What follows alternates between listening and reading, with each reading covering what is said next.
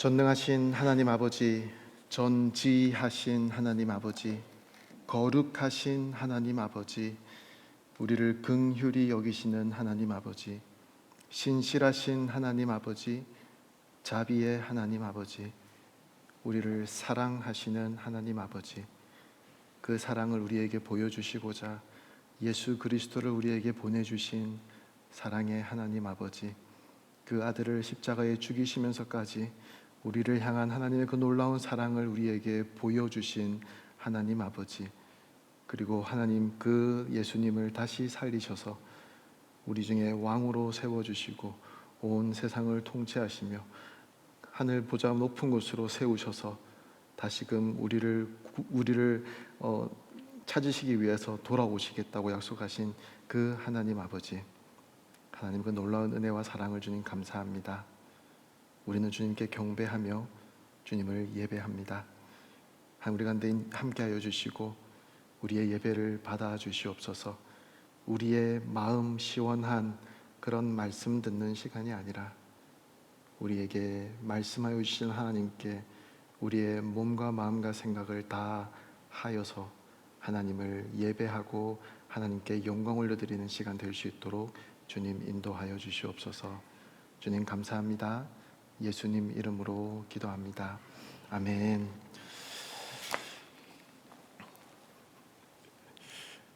이런 생각이 떠오르면 안 되는데 BBS의 여파가 여기에서 지금 나타나는 것 같다라는 생각이 듭니다. 하나님 말씀 함께 보겠습니다. 하나님께서 오늘 우리에게 주시는 말씀은 창세기 4장 말씀인데요, 8절부터 15절까지의 말씀 함께 일어나셔서 함께 하나님 말씀 받도록 하겠습니다. 창세기 4장 8절에서 15절까지 말씀입니다. 함께 한 목소리로 주님 주시는 말씀 받도록 하겠습니다. 시작. 가인이 자기 동생 아벨에게 말해 그들이 들에 나가 있을 때 가인이 일어나 그의 동생 아벨을 쳐서 죽였습니다. 여호와 하나님께서 가인에게 말씀하셨습니다. 네 동생 아벨이 어디 있느냐? 가인이 말했습니다. 모릅니다. 내가 동생을 지키는 사람입니까? 여호와께서 말씀하셨습니다. 네가 무슨 짓을 저질렀느냐? 네 동생의 피가 땅에서 내게 울부짖고 있다. 이제 너는 입을 벌려 네 동생의 피를 받은 땅으로부터 저주를 받을 것이다. 내가 땅을 일궈도 다시는 땅이 내게 그 결실을 내주지 않을 것이며 너는 땅으로부터 도망해 떠도는 사람이 될 것이다. 가인이 여호와께 말했습니다. 보십시오, 제 벌이 너무 무거워 견디기 어렵습니다. 오늘 주께서 저를 이 땅에서 쫓아내셔서 주의 얼굴을 볼 수 없게 됐기 때문에 제가 이 땅에서 도망해 떠도는 사람이 될 것입니다. 저를 만나는 사람들은 모두 저를 죽이려 들 것입니다. 여호와께서 그에게 말씀하셨습니다. 그렇지 않을 것이다. 누구든 가인을 죽이는 사람은 7배로 복수를 당할 것이다. 그리고 여호와께서 가인에게 한 표를 주셔서 누구를 만나든 그가 가인을 죽이지 못하게 하셨습니다. 아멘. 사랑하는 하나님 아버지, 우리에게 하나님 말씀을 주시니 감사합니다. 특별히 하나님께 큰 범죄를 하고 하나님 앞에 뻔뻔하게 서 있는 그 가인의 모습을 보며 당장 큰 벌을 내리셔도 그 누구 하나 이상하게 생각하지 않을 그런 상황에서도 끝까지 인내하시고 계속해서 가인과 대화하시며 가인으로 하여금 다시금 하나님을 찾도록 하나님께 부르짖도록 기다려주시는 그 하나님의 놀라운 은혜를 오늘 말씀을 통해서 보게 하시니 감사합니다.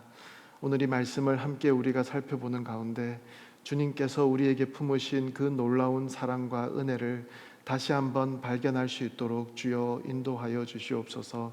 또 하나님 백성으로서 우리가 하나님 섬기는 사람으로서 취해야 할 우리의 그 삶의 방향과 자세를 또한 발견하게 되는 오늘 될 수 있도록 주님 인도하여 주시옵소서. 그래서 주님을 아름답게 예배하는 그런 우리의 삶과 또 그런 우리의 예배의 모습 될 수 있도록 주님께서 인도하여 주시옵소서. 죄인입니다. 하나님의 거룩하신 말씀 뒤로 가리어 주시고 주의 거룩하신 말씀만이 우리 가운데 아름답게 드러날 수 있도록 주여 은혜 내려 주시옵소서. 감사합니다. 예수님 이름으로 기도합니다. 아멘. 자리에 앉으시겠습니다. 오늘은 왜 이렇게 다 뒤에 가서 앉아 계세요? 네, 오늘은 하나님 앞에서 씻을 수 없는 그런 죄를 범한 후에 그 가인의 모습과 또 하나님의 반응을 함께 생각해 볼 수 있기를 원합니다. 지난번에 우리는 인류 최초의 그 분노의 사건을 접했습니다. 기억나시죠? 3주 전이라서 너무 오래전 이야기인가요? 가인은 최초라는 그 수식어가 참 많이 필요한 그런 사람이었죠. 최초의 아들이었고요, 최초의 형이었고요, 또 최초의 농부였습니다. 그리고 그는 최초의 살인자였습니다. 그리고 우리가 지난번 말씀을 통해서 살펴봤듯이 가인은 인류 최초로 화를 내었던 그런 사람이었습니다. 자신의 제사가 하나님께 연락되지 않았다라는 그 사실을 깨달은 가인은 몹시 화를 내고 화가 나서 고개를 떨구었다라고 성경은 말씀하고 있습니다. 그리고 그 분노의 결과가 바로 그 동생을 죽이게 되는 살인이라는 무서운 죄로까지 번지게 되었습니다. 여기서 우리는 한 가지 의문이 생기게 됩니다. 가인이 과연 누구에게 화를 내고 있었냐라는 것입니다. 그리고 왜 이 분노가 자기 동생을 죽이는 일로 번지게 되었냐라는 것입니다. 어쨌든 결과적으로 자신의 예배가 하나님 앞에서 선하지 못했기 때문에, 그리고 지난번에 살펴보았듯이 물론 가인이라는 한 사람에 대한 하나님의 거부이기도 했지만 그 가인의 예배를 거부하신 분은 하나님이셨습니다. 화를 내려면 하나님께 화를 내야 할 것인데 가인은 그 분노를 그의 동생에게 발산하고 있는 것입니다. 여러분, 우리가 주의 깊게 인정해야 할 사실이 하나 있습니다. 우리 믿는 사람들은 하나님께서 이 세상을 통치하신다라는 그 사실에 의심하지 않습니다. 우리 믿는 사람들은 하나님께서 모든 주권을 가지고 계심을 우리는 의심하지 않습니다. 우리는 이 세상을 살아가면서 하나님 사람들과의 그런 관계 속에서 우리 주변에서 일어나는 그런 일들을 바라보면서 우리가 분노하게 되는 일들이 생깁니다. 그런데 우리는 생각하기를 우리는 그 사람에게 화가 나고 우리는 그 상황에 화가 난다라고 생각합니다. 그런데 곰곰이 한번 생각해 보시기 바랍니다. 나에게 일어난 그 상황 가운데 화를 내고 있는 나의 모습은 결국 모든 것의 주권자 되신 하나님을 향한 분노이다라는 것입니다. 자신의 예배가 인정되지 않아서 씩씩거리고 있는 가인을 생각해 보십시오. 물론 아벨을 향한 질투가 있었을 것입니다. 하지만 그 마음의 중심에는 하나님을 향한 분노가 깔려 있었다는 것을 우리는 인정하게 됩니다. 자기를 속이고 아버지 이삭에게서 모든 축복을 다 빼앗아간 그 야곱을 향해서 분노하고 있었던 그 에서를 생각해 보십시오. 물론 잘못은 야곱이 했습니다. 어머니 리브가와 함께 작당하여서 정직하지 못한 그런 행동을 했습니다. 하지만 그 빌어진 복대로 반드시 행하시고 그 어떠한 여지도 남겨놓지 않으시는 어김없으신 그 하나님을 향한 분노가 그 바닥에 깔려 있지 않았을까요? 그래서 그 하나님의 향한 분노가 하나님의 그 모든 축복을 그 선포된 대로 반드시 누리게 될 그 야곱을 향한 질투로 그 분노가 발전한 것이 아니었을까요? 민수기 12장에 보면요, 미리암과 아론이 모세에 대해서 하는 말이 나옵니다. 그들이 말했습니다. 여호와께서 모세를 통해서만 말씀하시겠느냐? 우리를 통해서도 말씀하시지 않겠느냐? 무슨 말씀입니까? 하나님을 향한 그 분노가 모세라고 하는 한 개인을 향한 질투로 나타나고 있는 것입니다. 여러분, 혹시 어떠한 상황에 대해서 분노하고 계십니까? 어떤 주위 사람에게 섭섭한 감정을 가지고 계십니까? 나에게 일어나는 그런 상황들에 대해서 화가 나십니까? 혹은 나 스스로에게 화를 내고 있지는 않습니까? 그런데 하나님께서는 오늘 창세기 4장의 사건을 통해서 우리에게 한 가지 일깨워 주고자 하시는 것이 있습니다. 화가 나십니까? 분노하고 계십니까? 그것이 하나님과는 무관한 사건이다 라고 생각하십니까? 그 내면에 깔려있는 그 하나님을 향한 분노가 있다라는 것입니다. 하나님을 향해서 분을 내고 있는 그런 우리 마음속 깊은 곳의 외침을 깨달을 수 있기를 원합니다. 나의 상황을 향해서가 아닌, 나의 주변 사람들을 향해서가 아닌, 나 자신을 향해서도 아닌, 감히 하나님을 향해서 화를 내고 있는 나 자신을 우리가 발견할 수 있을 때에 우리는 가인같이 큰 죄를 저지르는 현장에서 벗어날 수 있을 것입니다. 그 어떠한 상황이 우리 앞을 가로막고 있다 하더라도 그 모든 일을 시작하신 이도 하나님이시고 또 그 모든 상황을 다스리시는 분도 하나님이심을 우리가 의지하는 가운데 결코 하나님을 향하여서 우리의 분노를 폭발시키는 그런 오류를 범하지 않는 그런 우리가 되기를 원합니다. 그 분노를 그 누구를 향한 감정이든 간에 결국 그 내면에서는 하나님을 향한 분노가 깔리게 되는 결과를 우리가 잘 기억하는 가운데 우리에게 일어나는 모든 일들 가운데서 우리의 마음을 잘 다스릴 수 있는 여러분 되기를 바랍니다.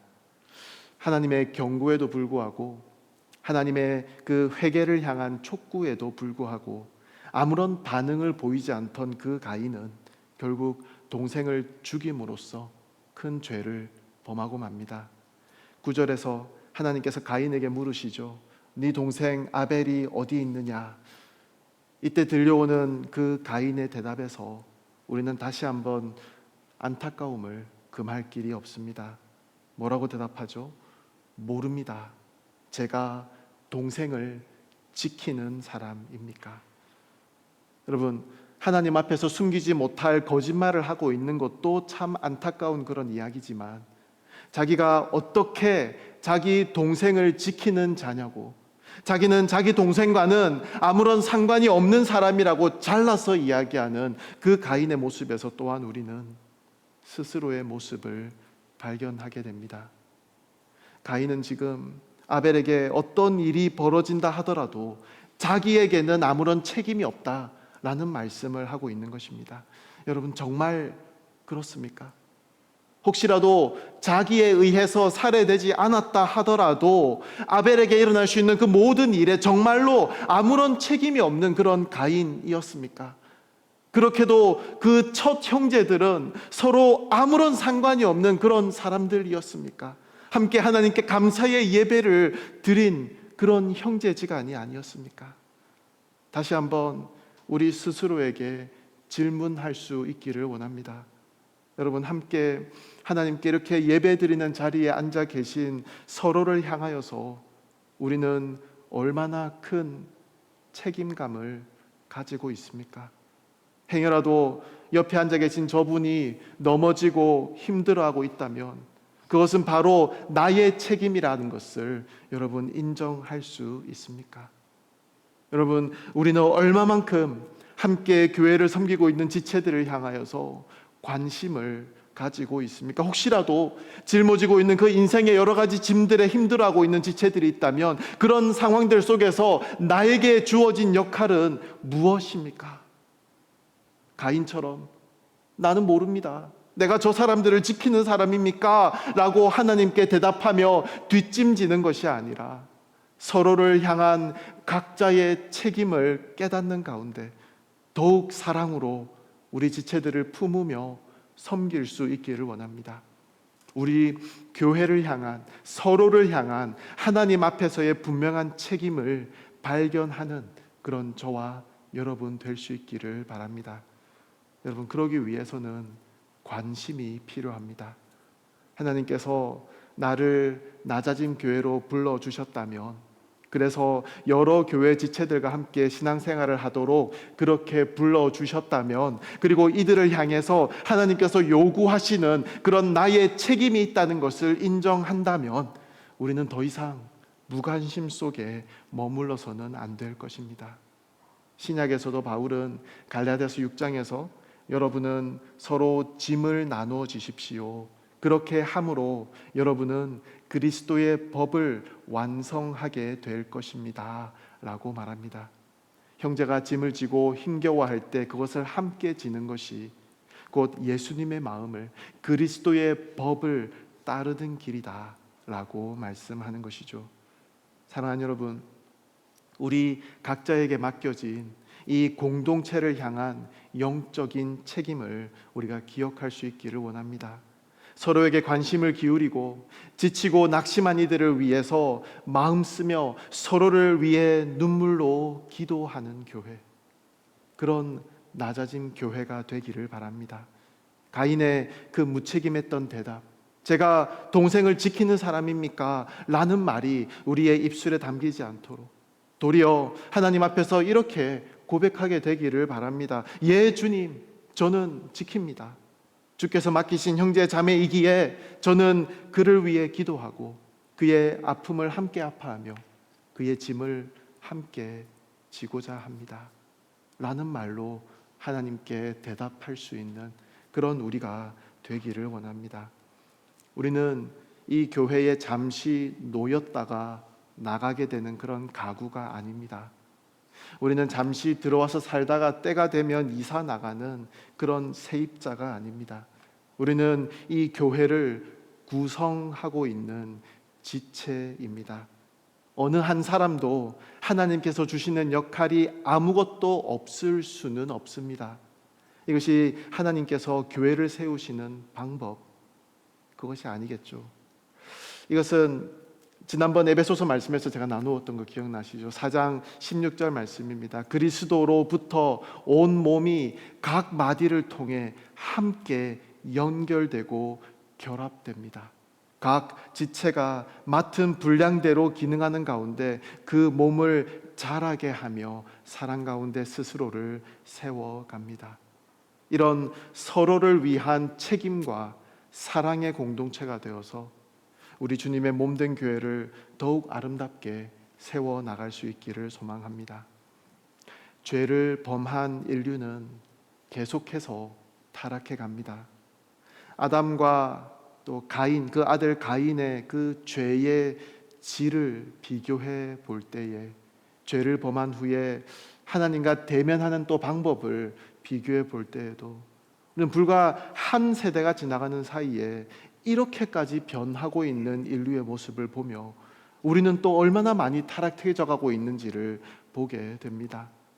죄를 범한 직후에 부끄러움에 몸을 가리고 나무 사이에 숨어 있던 아담이었지만, 그래서 하나님을 대면하는 것조차 괴로워하였던 그런 아담이었지만, 그럼에도 불구하고 하나님의 그 찾으심 앞에, 하나님의 그 질문 앞에 솔직하게 하나님 앞에 자신의 모습을 내려놓았던 그런 아담이었지만, 이제는 하나님 앞에서 부끄러움도 솔직함도 찾을 수 없는 그 가인의 모습을 우리는 보게 됩니다. 잘못한 것이 있는데도 당당하게 고개 빳빳이 들고 하나님께 대들고 있는 그런 가인의 모습을 보게 됩니다. 회개를 촉구하시는 그 하나님의 부르심에 아무런 대꾸도 하지 않는 그런 가인의 모습을 우리는 보게 됩니다. 그 죄를 들춰내시기 위해서 가인을 찾으셔서 질문하시는 그 질문에는 당당하게 거짓말하며 당당하게 자신의 책임을 회피하려 드는 그 가인의 모습을 우리는 보게 되는 것입니다. 우리 인류에게는 너무나도 큰 비극이 아닐 수 없습니다. 하지만 그렇게 망가져버린 가인이었음에도 불구하고 여전히 아담을 찾으셨던 그 방법 그대로 가인을 찾아와 주시는 그 하나님의 은혜와 사랑의 모습 또한 우리는 발견하게 됩니다. 아담이 죄를 범한 후에 부끄러워서 몸을 숨기고 있을 때 하나님께서 먼저 아담을 찾아오셔서 네가 어디 있느냐 물어봐 주셨습니다. 그 동생을 죽이는 엄청난 일을 저지른 가인에게도 하나님께서는 먼저 찾아주셔서 네 동생 아벨이 어디에 있느냐라고 물어봐 주십니다. 자신의 현 주소를 바라보기를 원하시는 그 마음에서 하나님께서는 아담에게 네가 어디 있느냐라고 질문하셨습니다. 그리고 오늘 본문에서도 하나님 앞에서의 자신의 책임을 발견하도록 하기 위해서 하나님께서는 가인에게 네 동생이 어디 있느냐 그렇게 질문하여 주십니다. 여러분, 하나님께서 아담에게 요구하셨던 것처럼 하나님 앞에서의 우리의 현 주소를 확인하셨습니까? 제가 그 부분 말씀을 언제 나누었는지 생각해 보니까 꽤 오래됐더라고요. 그 말씀 다 까먹으신 건 아니죠? 하나님 앞에서 죽어마땅한 그런 우리들이지만 그 자비로우신 은혜로 우리에게 구원이 주어졌다라는 그 사실을 여러분 믿으십니까? 하나님의 자녀이심을 여러분 확인하셨습니까? 그렇다면 이제 눈을 들어서 하나님께서 오늘 가인에게 요구하고 계신 것처럼 내 옆에 앉아있는 우리 사랑하는 지체들을 바라볼 수 있기를 원합니다. 함께 걸어가야 할 그 신앙의 여정을 우리에게 주어진 서로를 향한 책임을 기억하면서 내가 세워 나아가야 할, 내가 섬겨야 할 나의 사랑하는 형제 자매임을 깨닫는 가운데 함께 손잡고 걸어갈 수 있는 그런 우리가 되기를 바랍니다. 여기 좀 많이 앉아 계시면은 이렇게 우리 옆에 사람 보시면서 이렇게 한마디 할까요? 이런 말씀 드리려고 했는데 그래도 해볼까요? 자, 옆에 계신 분들 이렇게 보면서 제가 책임지겠습니다 라는 말씀 한번 해보시기 바랍니다.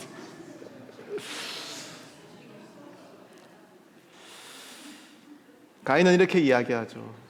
모릅니다. 제가 동생을 지키는 사람입니까? 라고 이야기합니다. 그렇게 질문하는 가인과 같은 그런 어리석은 자가 되지 말고 서로를 섬기며 또 서로를 위하여 서로가 하나님 앞에 바로 설 수 있도록 서로를 붙잡아 줄 수 있는 그런 아름다운 신앙 공동체의 모습을 내가 먼저 실천해 나아가는 우리 사랑하는 낮아진 교회가 될 수 있기를 진심으로 바랍니다. 하나님을 향한 가인의 행동이 참 어리석다라는 것을 이처럼 우리는 말씀을 통해서 발견하게 됩니다. 하나님 앞에서 너무나도 끔찍한 그런 죄 짓는 자리에까지 나아가지 않기를 바라시며 말씀하셨던 그 하나님의 말씀을 너무도 매정하게 무시해버리는, 그리고 이제 엄청난 죄를 저지르고만 가인에게 다시 한번 말씀하시는 그 하나님의 말씀에는 너무나도 당당하게 거짓말하고 있는 그 책임까지도 회피해버리는 그런 가인의 모습을 보면서 사실 그렇잖아요. 하나님께서도 이 정도 하셨으면 이제 가인에게 벌을 내리실 만하지 않을까, 이제 가인을 죽여버려도 괜찮지 않을까라는 그런 결론을 우리는 아마도 내리게 될 것입니다. 그런데 참 놀라운 것은 하나님께서는 끝까지 포기하지 않으신다는 것입니다. 물론 죄를 향한 하나님의 징계는, 죄를 향한 하나님의 그 엄중함은 우리가 피할 수 없는 것임을 잘 알고 있습니다. 예수님께서는 우리 죄 때문에 십자가에서 죽으셨습니다. 하지만 마지막까지도 버리지 아니하시고 끝까지 붙드시는 그 하나님의 은혜를 오늘 본문에서 다시 한번 발견하게 됩니다. 하나님께서는 가인의 그런 구절과 같은 그런 자세에 어떻게 반응하십니까? 10절 말씀이죠. 네가 무슨 짓을 저질렀느냐?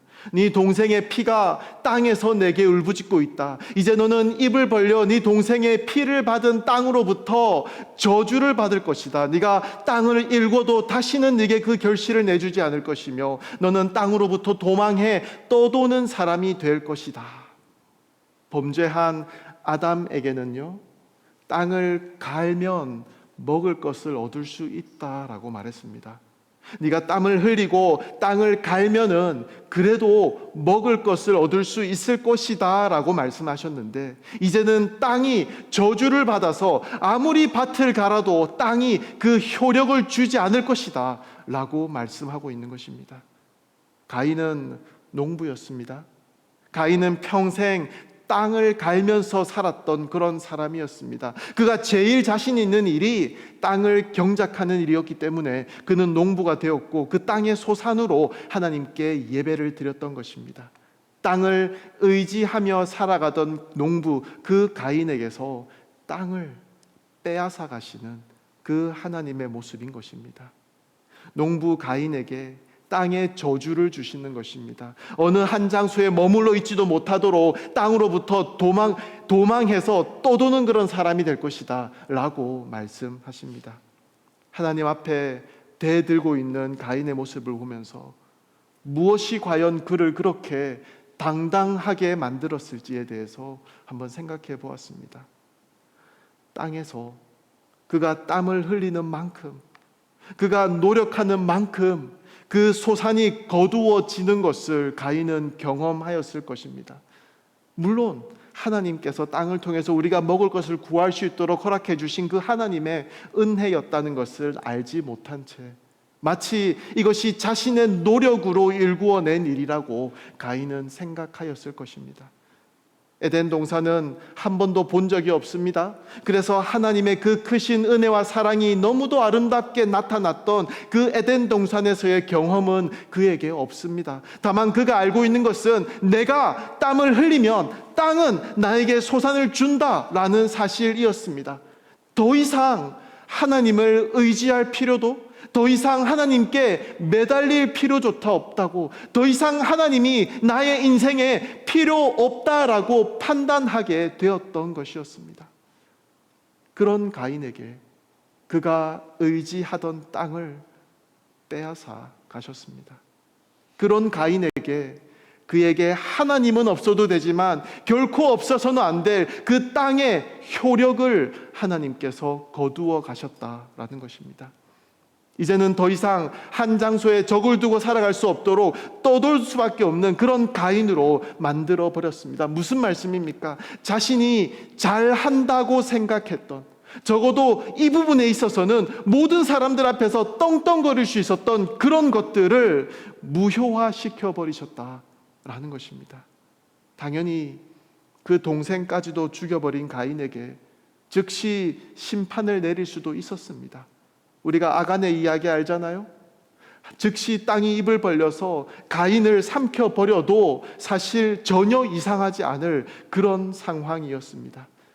그러나 하나님은 그 놀라운 은혜를 여전히 가인에게 보여주고 계신다라는 것입니다. 하나님께서 아담에게, 그리고 우리 온 인류에게, 기억나시죠? 고통과 관계의 어려움과 고생과 또 죽음의 형벌을 주셨던 그 이유가 무엇이었습니까? 바로 우리가 하나님 없이는 한순간도 살아갈 수 없는 그런 형편임을 발견하게 하기 위해서였습니다.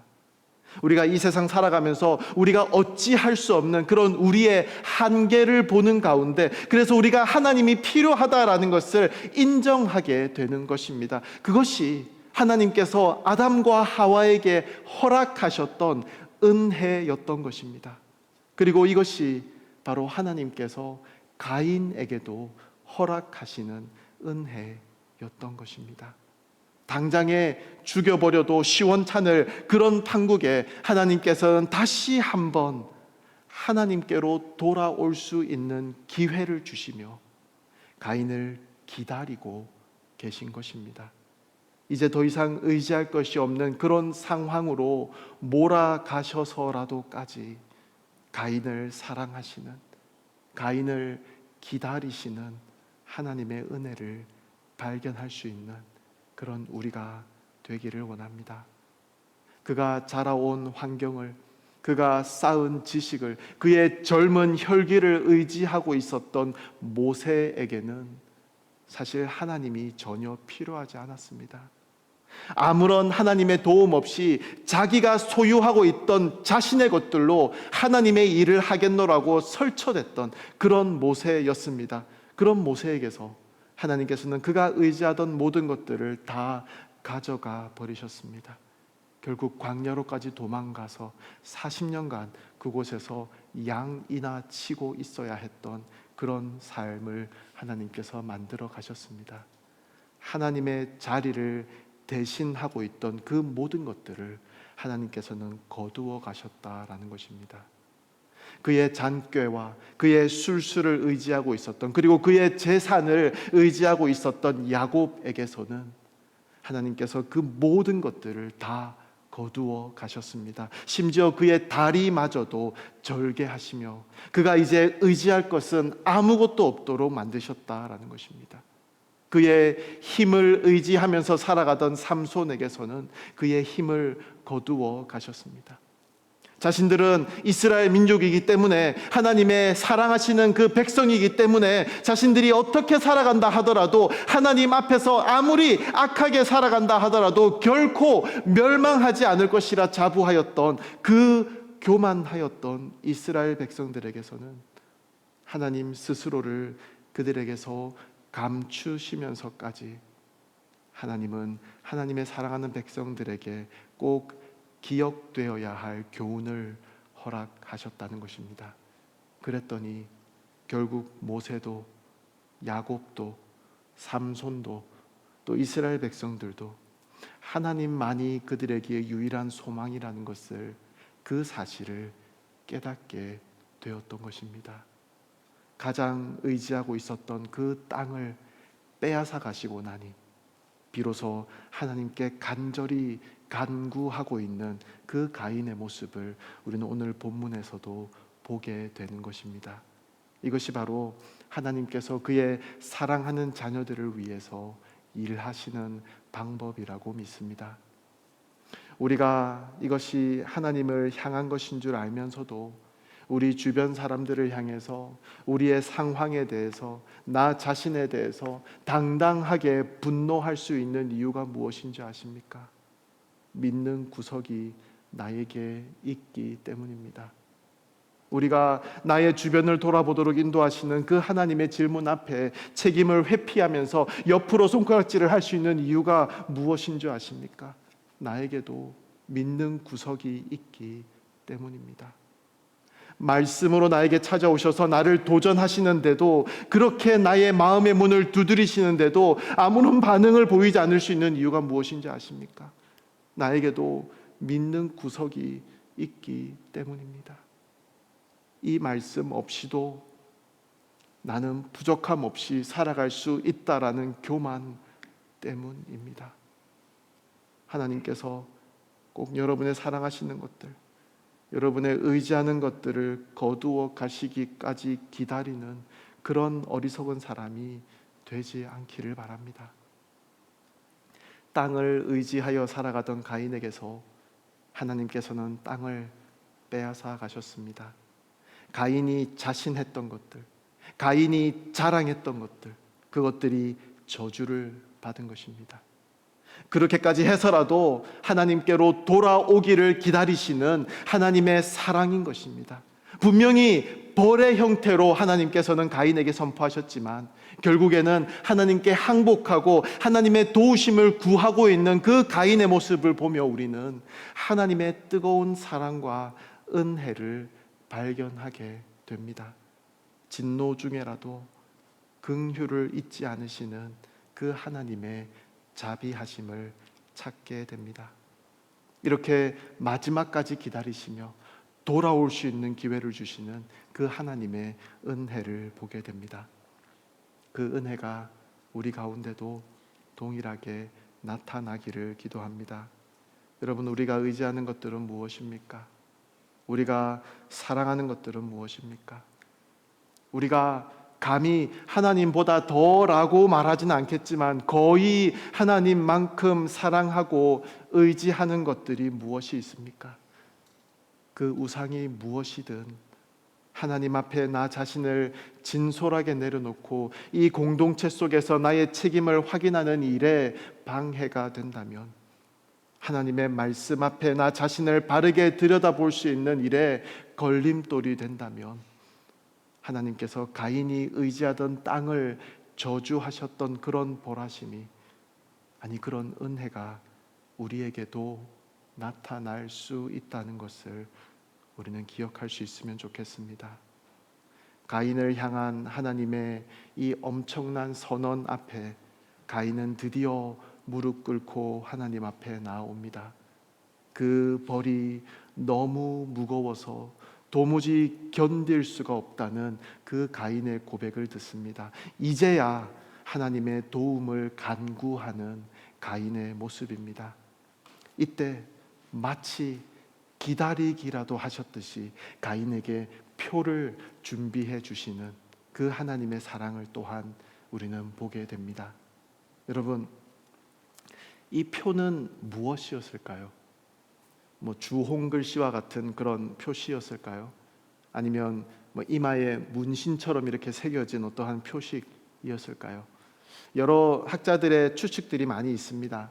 하지만 성경은 이 표가 정확하게 무엇이었는지는 말씀하고 있지 않습니다. 성경은 우리가 정확하게 이 표가 무슨 문양이었는지, 어떤 형태의 것이었는지 우리가 굳이 알아야 할 필요가 없기 때문에 우리에게 굳이 말씀하지 않은 것입니다. 다만 우리에게 말씀하시는 것은 여호와께서 가인에게 이 표를 주셔서 누구든지 만나는 그 사람이 가인을 죽이지 못하게 하셨다라는 것입니다. 그 말이 무엇이냐면 가인을 만나게 되는 모든 사람들이 이 가인이 지니고 있는 그 표를 확인할 수 있었다라는 것입니다. 그렇다면 이 표는 두 가지의 기능을 합니다. 첫째는 부끄러움의 표시입니다. 이제 세상 모든 사람들은 가인을 보면 저 사람은 동생을 죽인 자구나 라고 바로 알 수 있는 그 표시가 가인을 영원히 떠나지 않게 된 것입니다. 첫째는 부끄러움의 표시이고요, 둘째는 그럼에도 불구하고 그를 보호하시겠다는 하나님의 보호의 표시입니다. 범죄한 아담이 하나님께 솔직하게 자신의 모습을 내려놓을 수 있도록 기다리셨던 그 하나님이십니다. 솔직하게 자신의 모습을 내려놓는 아담에게 창세기 3장 15절에 그 놀라운 회복의 약속을 선언하시는 하나님이십니다. 동일하게 가인이 드디어 하나님 앞에 자신의 연약함을 내려놓고 하나님의 도우심을 간구할 때에 처음부터 기다리고 계셨던 그 하나님께서 가인을 굽어 살펴주고 계시는 것입니다. 그리고 그 방법으로 이 표를 사용하시는 하나님이었다라는 것입니다. 그 어떠한 죄도, 그 어떠한 잘못도 하나님께서 기다리시지도 못할 만큼 중한 것은 없다라는 것을 우리에게 알려줍니다. 그 어떠한 죄인도, 그 어떠한 연약함도 우리가 하나님을 향해 손을 들기만 하면 그 손을 잡아주시려고 기다리고 계시는 하나님의 그 뜨거운 마음을 우리가 발견하게 됩니다. 하지만 그 이면에는 부끄러움을 상징하는 표가 있다라는 것도 우리가 기억해야 할 것입니다. 원어로 보면요, 여기서 사용하는 표라는 이 단어를 구약 성경 여기저기에 굉장히 중요한 그런 장면들마다 사용하신 것을 확인할 수 있습니다. 제가 여러분에게 오늘 같은 단어, 이 표라는 단어가 사용된 성경 구절 2개를 제가 읽어 드리려고 합니다. 그러면 제가 무슨 말씀을 하려고 하는지 여러분도 금방 알 수 있을 것입니다. 이것이 이제 원어를 공부할 때 얻게 되는 유익입니다. 자, 먼저 출애굽기 12장 13절 말씀입니다. 내가 이집트 땅을 칠 때, 6월절 사건을 말하는 것이죠. 너희 사는 집에 피를 발랐으면 그것이 표시가 돼. 여기 나오는 표시가 같은 단어입니다. 내가 그 피를 볼 때 너희를 그냥 지나칠 것이다. 그러므로 재앙이 너희에게 내려 너희를 멸망시키는 일이 없을 것이다. 그 문설주에 발랐던 피가 무엇을 의미하는지는 우리가 다 잘 알고 있을 것입니다. 이제 이사야 7장 말씀입니다.